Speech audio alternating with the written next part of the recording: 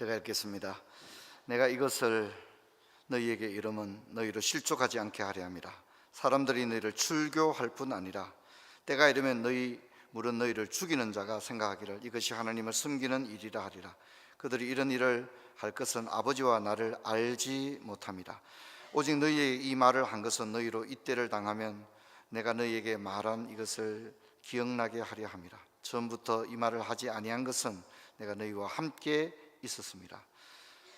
지금 내가 나를 보내신 이에게로 가는데 너희 중에 나더러 어디로 가는지 묻는 자가 없고 도리어 내가 이 말을 함으로 너희 마음에 근심이 가득하였도다. 그러나 내가 너희에게 실상을 말하노니 내가 떠나가는 것이 너희에게 유익이라.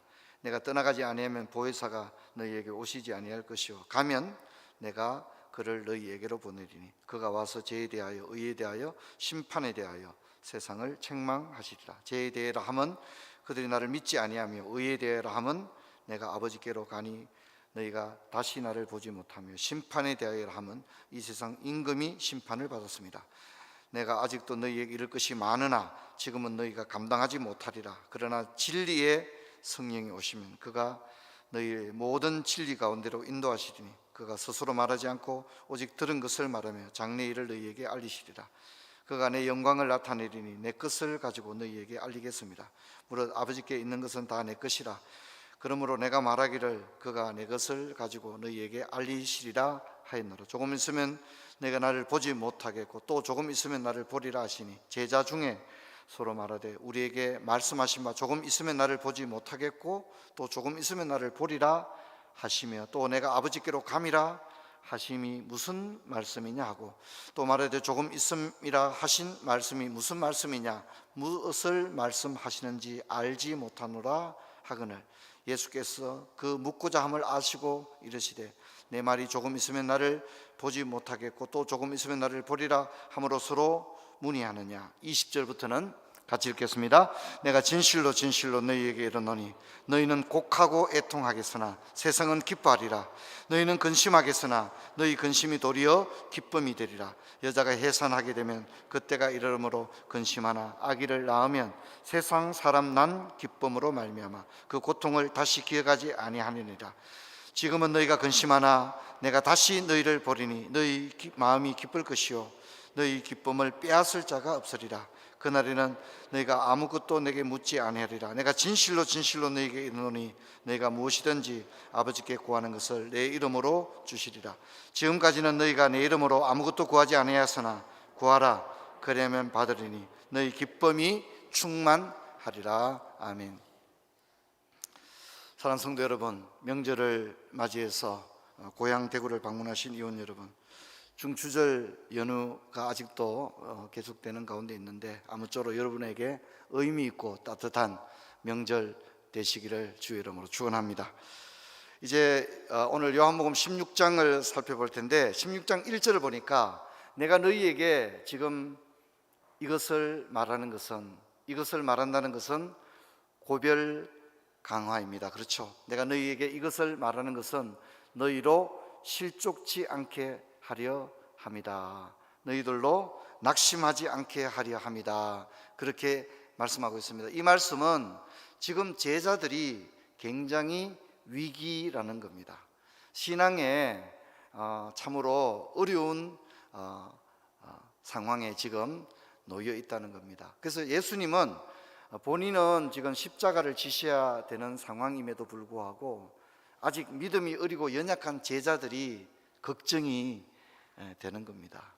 그래서 우리가 지금까지 살펴본 고별 강화의 내용들 보면 곳곳에 연약한 제자들, 아직 마음의 준비가 되지 못한 제자들을 걱정하시는 그런 예수님의 모습을 우리가 여러 번 엿볼 수가 있습니다. 먼저 13장 7절을 보면 내가 하는 것을 내가 지금은 알지 못하나 이후에는 알리라. 지금 제자들이 깨닫지를 못하거든요. 무슨 말씀인지. 오늘 본문에도 보면 조금 있으면 너희가 나를 보지 못하겠고 또 조금 있으면 또한 나를 보리라. 이건 십자가와 부활을 말하는 거잖아요.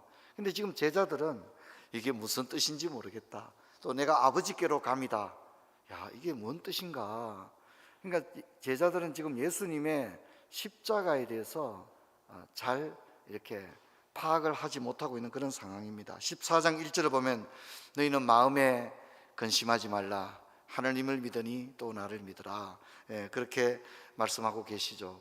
오늘 읽은 본문에도 그렇게 나오죠. 너희가 지금은 근심하나, 그렇게 이야기합니다. 저는 이걸 보면서 그런 생각이 들어요. 우리 부모님들은 그 몸이 부서져라 일하고, 정작에 부모님이 자신의 인생의 마지막이 다가왔는데도 자기 걱정을 하시기보다는 어떻게 해요? 자식 걱정을 하는 거예요. 제가 이제 목회를 한 30년 이상 이렇게 하면서 이제 성도님들이 돌아가시고, 성도님들 부모님들이 돌아가시고, 그럴 때 이제 늘 저도 함께 하게 됩니다. 그런데 이제 참으로 생명이 경각에 있는데 어르신들이 눈을 감지를 못하는 거예요. 왜 눈을 감지 못합니까? 아직 자식을 못 본 거예요. 이제 다른 도시에 있거나 외국에 자녀가 있으면 부모님이 위독하시다는 말씀을 듣고 이렇게 오는데 시간이 좀 걸리잖아요. 근데 부모님들이 이 자식을 보고 싶은 거예요. 자식 얼굴 한번 보기 전에는 눈을 감지를 못하는 거죠. 그래서 병상에 누워가지고는 어디를 바라볼까요? 문을 바라보는 거죠. 문. 언제나 저 문을 열고 우리 아들이 오겠나, 그것을 바라보는 거죠. 오늘 예수님도 이제 본인의 십자가가 임박했는데, 본인 십자가 지는 일도 보통 힘든 일이 아니잖아요. 그렇죠? 그런데도 예수님의 마음은 온통 누구 걱정에 가 있다고요? 제자들 걱정에 가 있는 겁니다. 제자들 마음에 근심이 있는 것을 생각하면서 예수님이 마음이 안타까워 하시는 거죠. 14장 18절에 보면 내가 너희를 고아와 같이 버려두지 아니하고 너희에게 올 것이다, 그렇게 얘기합니다. 참, 그래서 성경에 이런 주님의 말씀들은 우리에게 얼마나 큰 소망이 되는지 모릅니다. 자, 여러분, 우리가 지난번 살펴봤던 15장에는 예수님이 제자들에게 미리 백신 주사를 놓듯이 미리 제자들이 받게 될 충격을 생각해서 제자들에게 일어나게 될 그 일에 대해서 미리미리 얘기합니다. 뭐라고 말했죠? 세상이 너희를 미워할 것이다. 세상이 너희를 지금 제자들은 예수님이 예루살렘에 오니까 영의정 자의정하리라, 지금 이런 생각하고 있는데 아닌 거죠. 예수님이 뭐라 합니까? 세상이 너희를 미워할 것이다, 그렇게 얘기를 합니다. 그런데 오늘 16장에 와가지고는 그 제자들에게 말씀의 강도가 조금 더 올라가게 됩니다. 뭐라 합니까? 뭐라 하죠? 세상이 너희를 어떻게 한다고 했습니까? 출교할 것이다. 출교할 것이다. 미워하는 정도가 아니라 너희들을 쫓아낼 것이다. 유대인 신앙 공동체에서 출교를 당한다는 것은 유대인으로서는 상상할 수 없는 일이거든요. 출교당할 것이다. 그리고 또 뭐라 합니까? 너희를 죽일 것이다. 너희를 죽이는 자가 와서 이것은 우리가 당연히 해야 될 일이다, 이런 식으로 말할 것이다. 너희를 죽이면서도 눈도 깜짝하지 않고 우리는 이것을 하나님 앞에서 당연히 우리가 해야 될 일이다, 그런 식으로 너희를 죽이면서 그렇게 말할 것이다. 예수님의 말씀이 12장부터 시작된 고별 강화가 16장에 끝이 나거든요. 17장은 고별 강화가 아니에요. 17장에 가게 되면 예수님이 마지막으로 기도하는 거예요.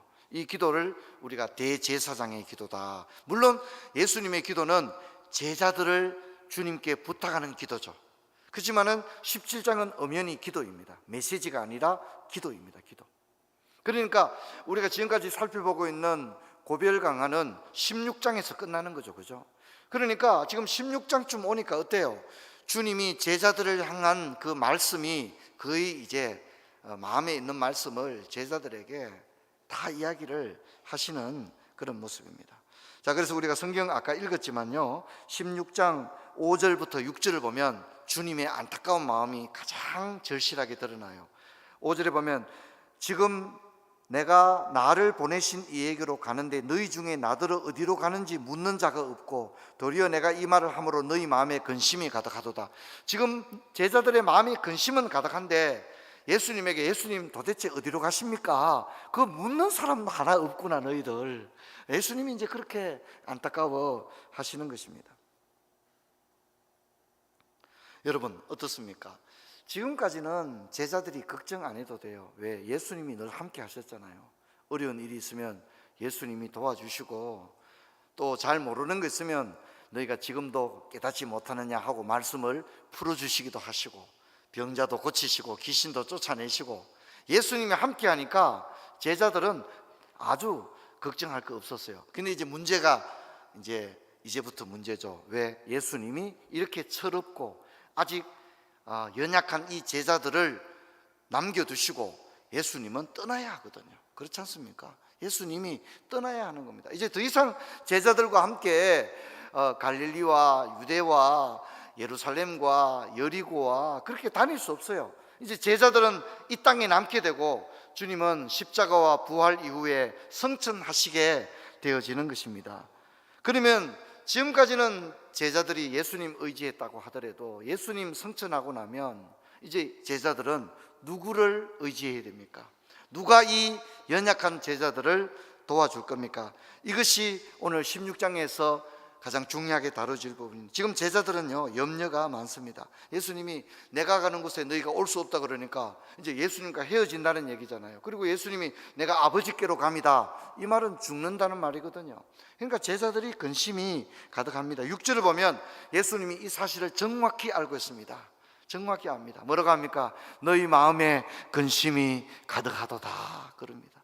너희 마음에 근심이 가득하도다 그럽니다. 그래서 예수님은요, 지금까지 12장부터 16장까지 오면서 한 번도 안 했던 말을 16장에 와서 드디어 하게 됩니다. 이게 굉장히 중요한데요, 16장 7절입니다. 그러나 내가 너희에게 실상을 말하노니 내가 떠나가는 것이 너희에게 유익이다.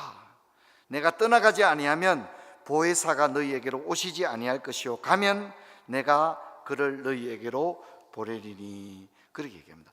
예수님이 이제 제자들이 내가 너희를 떠나갈 것이다, 내가 아버지로 간다, 조금 있으면 너희를 나를 보지 못할 것이다, 만나지 못할 것이다, 그러니까 제자들이 이제 걱정이 되는 겁니다. 이제 예수님 없이 어떻게 살아갈 것인가 제자들이 걱정이 되는 겁니다. 근데 예수님이 지금까지는 안 했던 말씀을 하는 거예요. 뭐라 하냐면, 내가 너희들에게 하는 말을 들어봐라.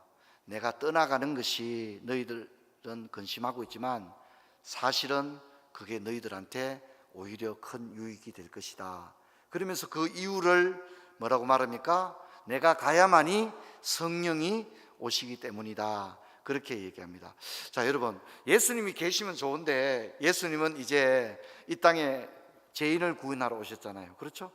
그래서 십자가를 지시고 또 사망과 싸워 승리하시고 부활 성천하셔서 하나님 보좌 우편에 계시게 됩니다. 예수님이 이 땅에 계실 때는 인성과 신성을 가진 예수님이었기 때문에 갈릴리에 계실 때는 예수님이 갈릴리에만 있는 거예요. 갈릴리에도 있고 예루살렘에도 있고 그럴 수는 없잖아요. 인성을 가졌기 때문에 갈릴리 해변에 있을 때는 갈릴리 해변에만 계시는 거죠. 그런데 이제 내가 너희를 떠나가는 것이 너희들에게 유익이다. 왜냐하면 성령이 오실 것이다 라고 한 이유는 뭐냐면, 성령은요, 갈릴리에도 계시고 예루살렘에도 동시에, 미국에도 한국에도 어느 나라 어느 민족 어느 사람에게나 동시에 성령은 역사하는 예수님의 영인 줄로 믿습니다. 그래서 그것이 너희들에게 오히려 더 유익하다, 그렇게 이야기합니다. 자, 오늘 설교 가운데 제가 여러분에게 꼭 기억하라고 하고 싶은 말은 이 보혜사라는 말입니다. 지금 이 보혜사라는 말을 우리나라 코로나 때 유명해졌던 어느 이단에서 그 교주를 보혜사라고 그러는데, 저는 이 보혜사라는 단어에 대해서 여러분과 좀 생각을 해보기를 원합니다. 먼저 이 보혜사라는 말은 성령을 가리키는 말인데, 이 말은 파라클레토스라는 단어를 번역한 겁니다. 이 보혜사라는 단어를, 이제 문제는 뭐냐면 이단들이 기독교에 정말 좋은 단어들을 이단들이 다 가져 써버리거든요. 땡천지 이런 말 가져 써버리고, 그죠? 이 보혜사라는 말도 막 가져가 쓰는 겁니다. 근데 이제 이 보혜사라는 말은 본래 우리 번역이 아닙니다. 이 번역은 중국어 성경에서 1911년에 이 중국어 번역에 보혜사라고 나와 있는 번역을 우리 번역으로, 그냥 중국 번역을 마땅히 우리말로 바꿀 만한 말이 없어서 중국 성경 번역을 그대로 가져와서 보혜사를 쓰게 되었습니다. 1911년 가져왔는데 지금까지 이 보혜사라는 단어를 씁니다. 자, 근데 이제 이건 한문이잖아요. 그렇죠? 한문인데 보혜사라는 말은 보호하고 은혜를 베푼다 이런 뜻입니다. 뜻은 좋은 얘기죠. 보호하고 은혜를 베푼다. 그런데 이것은 원문의 파라클레토스하고는 뜻이 다릅니다. 일단 우리 한글 성경에 보혜사라고 나와 있으니까 읽어야 되지만 읽을 때 그 의미에 대해서는 여러분이 식견을 가지고 읽을 필요가 있습니다. 파라클레토스라는 뜻은 따라합시다. 돕는 자 이런 뜻입니다. 파라클레토스, 돕는 자, 돕는 사람, 돕는 존재, 돕는 임재, 어시스트 한다는 이런 뜻이죠. 그죠? 어시스트 한다. 도와주는 것, 도와주는 성령을 도와주는 임재. 근데 이걸 이제 우리말로 번역하기가 쉽지 않았던 것 같아요, 번역자들이. 그래서 중국 성경에서 보혜사를 그냥 가져와 버린 거예요. 근데 보혜사라는 중국 말의 보혜사라는 뜻 자체가 파라클레토스라는 뜻하고 아주 그대로 맞아떨어지지는 않는다. 그러면 어떻게 됩니까? 그럼 보혜사 읽지 말까요? 그래도 보혜사를 읽어야 됩니다. 하지만 읽으면서도 우리는 여러분 뭐 그런 얘기 있잖아요. 뭐라고 쓰고 뭐라 읽는다, 뭐 그런 말 있잖아요, 그죠? 그런 것처럼 성경이니까 우리 공인 번역이니까 보혜사로 읽으십시오. 그러나 보혜사의 한문 뜻은 아니라는 얘기죠. 이해되죠? 보혜는 아니라는 겁니다. 보호하고 은혜를 베푼다는 뜻하고는 성령은 관계가 없습니다. 그래서 한번 따라합시다. 도우시는 분. 한번 더 따라합시다. 도우시는 분. 도우시는 분이다 하는 것을 성령님, 그러면 성령은 거룩한 영이신데 그분, 여러분, 하나님, 성부 하나님은 만세전에 우리를 예정하셨습니다. 그렇죠? 성자 예수님은 이 땅에 오셔서 구원을 십자가에서 완성하셨습니다. 그리고 성령님은 성부께서 예정하시고 성자께서 완성하신 구원을 우리 한 사람 한 사람에게 적용하는 일을 하시는 분이 성령입니다. 그러므로 우리가 예수를 믿고 입으로 신하여 예수를 믿고 또 이 험한 세상에서 여러 가지 시험과 환난을 당하지만 믿음으로 살아가는데 우리를 도와주시는 분이 누구시라고요? 누구시라고요? 성령님이라는 겁니다. 그래서 예수님이 내가 지금까지는 너희와 함께 있었다. 그리고 누가 연약한 제자들을 도와주었죠? 예수님이 도와주었죠. 예수님이 도와주었습니다. 자, 우리 한번 요한복음에는 성령에 대해서 4번 나오고 있습니다. 성령에 대해서 4번 나오는데 첫 번째 보면 요한복음 14장 16절에 보면 이렇게 나옵니다. 자, 보세요. 그가 또 다른 보혜사를 너희에게 주사, 이렇게 얘기하고 있죠. 원문의 뜻 파라클레토스는 돕는 사람 이런 얘기를 했죠. 그렇죠? 그러니까 또 다른 돕는 존재를 너희에게 줄 것이다. 그러면 또 다른 돕는 존재, 그러면 그 전에 성령 이전에 돕는 존재는 누구였다는 거죠? 예수님이라는 겁니다. 예수님도 우리를 도와주는 역할을 지금까지 하셨다는 거예요. 그래서 또 다른 보혜사를 너희에게 주겠다, 그렇게 얘기합니다. 예수님이 계실 때는 제자들을 도와주었습니다. 그런데 이제 예수님이 승천하고 난 이후에는 누가 제자들을 도와줄 것이냐? 걱정하지 마라. 내가 가면 보혜사가 올 것이다. 성령이 올 것이다. 그 성령은 우리가 어떻게 이해해야 된다고요? 좀 도와주셔야 됩니다, 여러분. 그 성령님은 어떤 분이라고요? 우리를 도와주시는 분입니다. 할렐루야. 우리를, 연약한 우리를 도와주시는 것. 마음이 약해질 때, 지혜가 부족할 때, 신앙의 위기를 만날 때, 그럴 때마다 우리에게 용기 주시고 때로는 힘을 주시고 때로는 능력으로 역사하시고 때로는 상상할 수 없는 아이디어를 딱 기억나게 하시고 생각나게 하시고 그렇게 우리를 도와주시는 분이 바로 성령님인 줄로 믿습니다. 그래서 예수님이 내가 가는 것이 유익하다. 지금까지는 너희들을 나와 함께 있을 때 너희들 아무 걱정할 필요가 없었다. 하지만 내가 가는 것이 오히려 더 유익하다. 내가 가야 보혜사가 올 것이다. 그렇게 얘기합니다. 그 보혜사는 예수님은 인성을 가졌기 때문에 일정한 제한이 있었다는 거죠. 갈릴리에 계실 때는 예루살렘에 갈 수 없잖아요. 그렇죠, 그죠?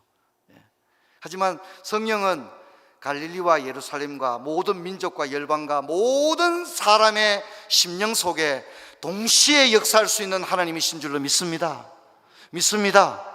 그래서 이 시간에도 우리 성령님은 우리 모든 성도님들의 마음속에서 역사하십니다. 동일한 성령께서 각기 다른 성도님들, 영상으로 예배드리는 성도님들, 고향에서 영상으로 예배드리는 성도님 마음속에도, 현장에서 예배드리는 성도님 마음속에도 동일한 성령께서 동시에 역사하시는 겁니다.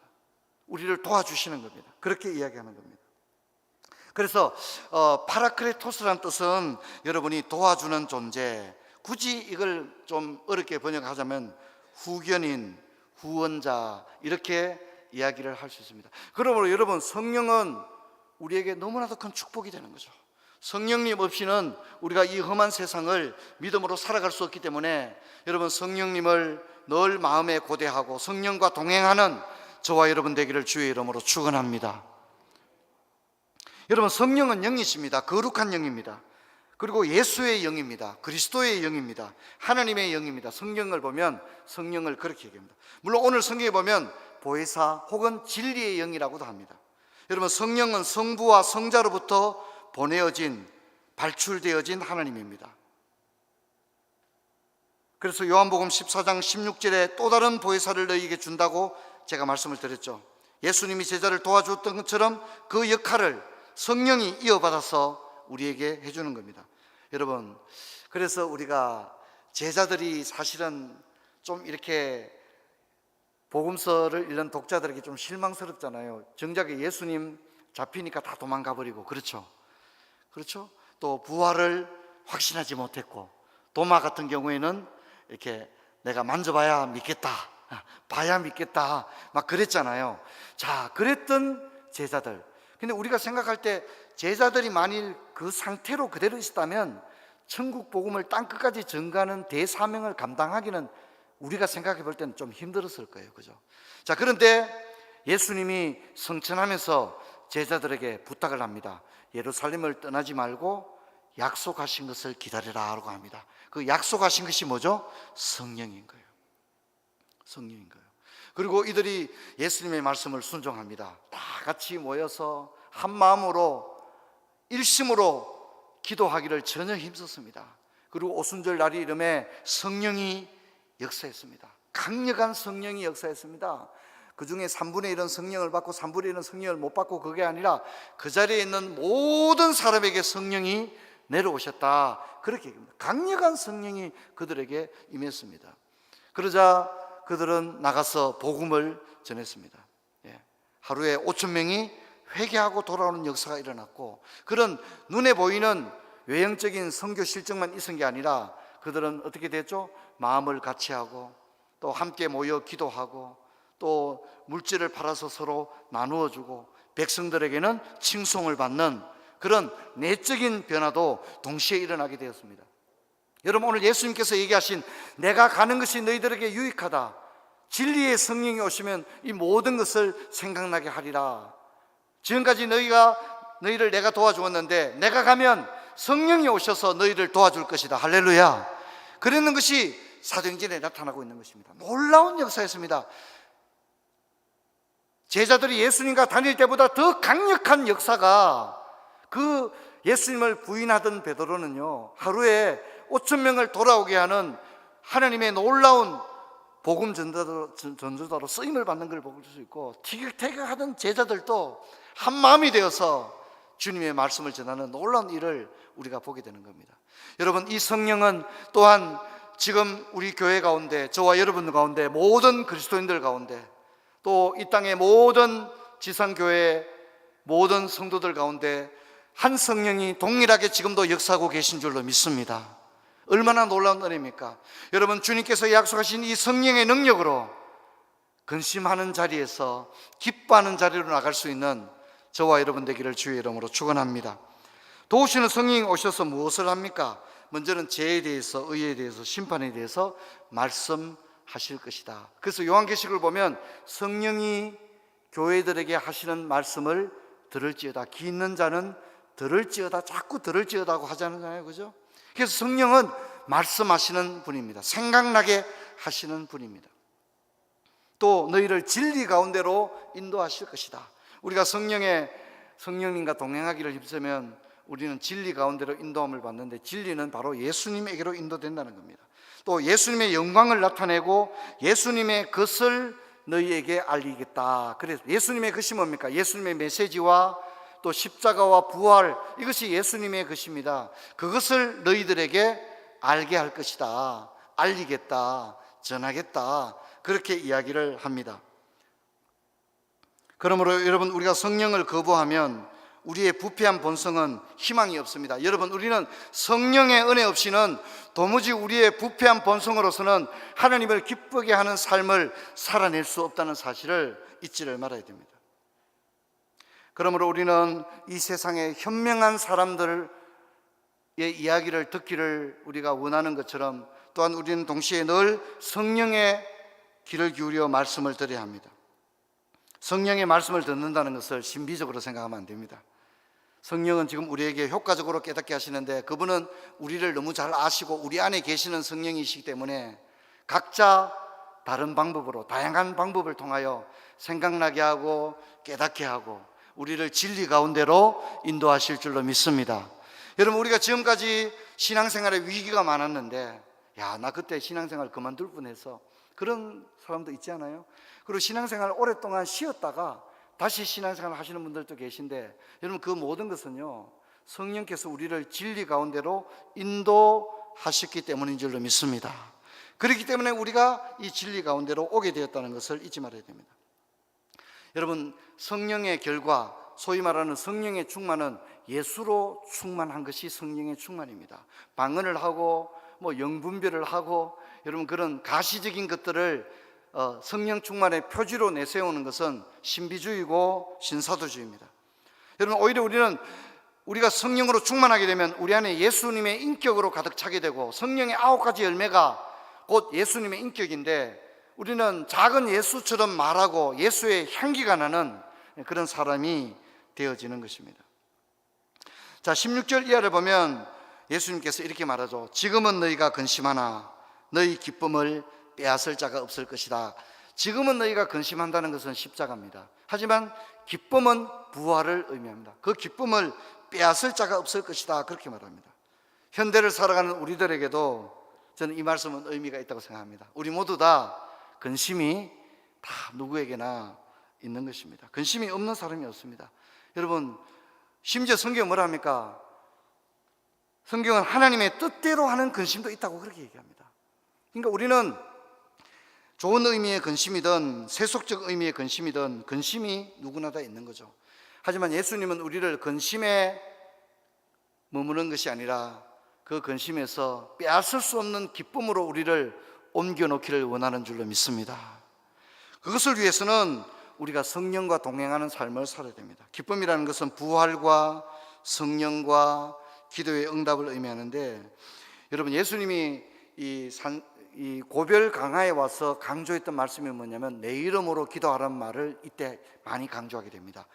지금까지는 예수님 이름으로 기도할 필요가 없었어요. 왜죠? 예수님 옆에 있으니까. 예수님에게 바로 말하면 되죠. 예수님, 나를 도우소서. 그리고 예수님이 제자들의 마음을 다 알고 계시잖아요. 그러니까 예수님 이름으로 기도할 필요가 없었죠. 예수님 옆에 있으니까. 하지만 이제 예수님 떠나갑니다. 그래서 예수님이 이제 제자들에게 뭐랍니까? 내 이름으로 기도해라, 이렇게 얘기합니다. 내 이름으로 기도해라. 너희들이 내가 없다고 해서 걱정할 필요 없다. 내 이름으로 기도해라. 너희가 지금까지는 내 이름으로 기도하지 않았으나 내 이름으로 기도하면 얻게 될 것이다, 그렇게 이야기합니다. 성도 여러분, 우리는 십자가 다음에 부활이 있다는 사실을 기억하고, 주님이 성천한 다음에 우리에게 성령을 주시겠다고 말씀하셨고, 또 기도하면 받으리라 응답을 우리에게 약속해 주었습니다. 여러분, 이 땅을 살아갈 때 근심에만 머물지 마시고 너희 기쁨을 빼앗을 자가 없을 거라고 했는데, 그런 은혜가 여러분에게 있기를 주의 이름으로 축원합니다. 제가 이제 명절, 오늘 또 내일 연휴가 남아 있는데, 이번에 엘리자베스 2세가 이제 그 영면에 들어갔습니다. 그리고 찰스 3세가 영국의 국왕을 이어받았는데, 선서하는 것을 저도 인터넷 생중계로 봤는데, 특이한 것이 뭐냐면 선서 내용이 여러 가지가 있었는데 제게 특이했던 내용은 스코틀랜드 장로교회를 끝까지 보호하겠다, 그것을 선서를 했어요. 스코틀랜드 장로교회. 우리 교회가, 우리 장로교회가 스코틀랜드에서 시작이 됐거든요. 그래서 본래 영국은 스코틀랜드, 잉글랜드, 아일랜드, 웨일즈 이렇게 이루어져 있죠.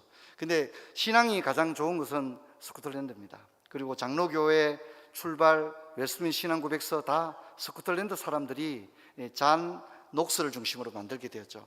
근데 이번에 찰스 3세가 왕위를 잇는 선서를 하면서 스코틀랜드 개혁교회를 보호하겠다, 국왕으로서 교회를 보호하겠다, 그렇게 했고, 선서가 다 끝난 다음에 또 그 모든 시민들이 하나님이여 왕을 보호하소서 그렇게 외치는 그런 장면을 봤고, 또 이제